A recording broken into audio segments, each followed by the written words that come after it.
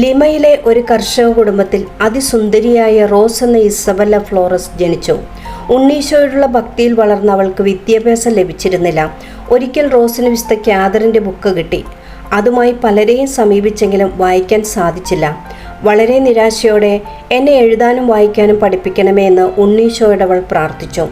Rose ഒറ്റയ്ക്കിരിക്കുമ്പോൾ ഒരു ദിവസം ഒരു കോമള ബാലൻ അവളോടൊത്ത് കളിക്കാനും അവളെ പഠിപ്പിക്കാനും തുടങ്ങി.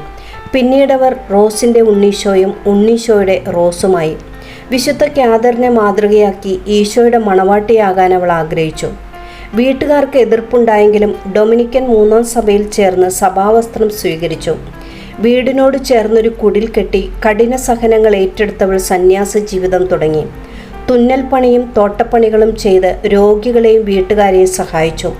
കൂർത്ത മുള്ളുകൾ കൊണ്ടുള്ള പുഷ്പമുടിയും മുള്ളരിഞ്ഞാണവും ധരിച്ചിരുന്നു. മുഖത്ത് കുരുമുളക് തേക്കുകയും കൈകൾ ചുണ്ണാമ്പ് വെള്ളത്തിലും മുക്കി അവൾ സൗന്ദര്യം വികൃതമാക്കി. ദീർഘനേരം മണലിൽ മുട്ടുകുത്തി പ്രാർത്ഥിക്കും. ഇതെല്ലാം അവളുടെ ജീവിതത്തിൻ്റെ ഭാഗമാക്കി. അന്ന് ലിമാ നഗരത്തിൻ്റെ തുറമുഖത്ത് കടൽ കൊള്ളക്കാർ താവളമടിച്ച് അവിടുത്തെ ദേവാലയങ്ങളും നഗരവും ചുട്ടുകരിക്കാൻ പദ്ധതിയിട്ടു. അധികാരികളും സഭയും ഭയന്ന് റോസിൻ്റെ സഹായം തേടി. റോസിനെ പ്രതി ആ നഗരത്തോട് ദൈവം കരുണ കാണിക്കുമെന്നവർ വിശ്വസിച്ചു. പിന്നീട് സംഭവിച്ചത് അത്ഭുതം. കൊള്ളക്കാർ പലായനം ചെയ്തത് ചരിത്രം സാക്ഷ്യപ്പെടുത്തുന്നു. ദൈവം അനുഗ്രഹിക്കട്ടെ. ആമേൻ.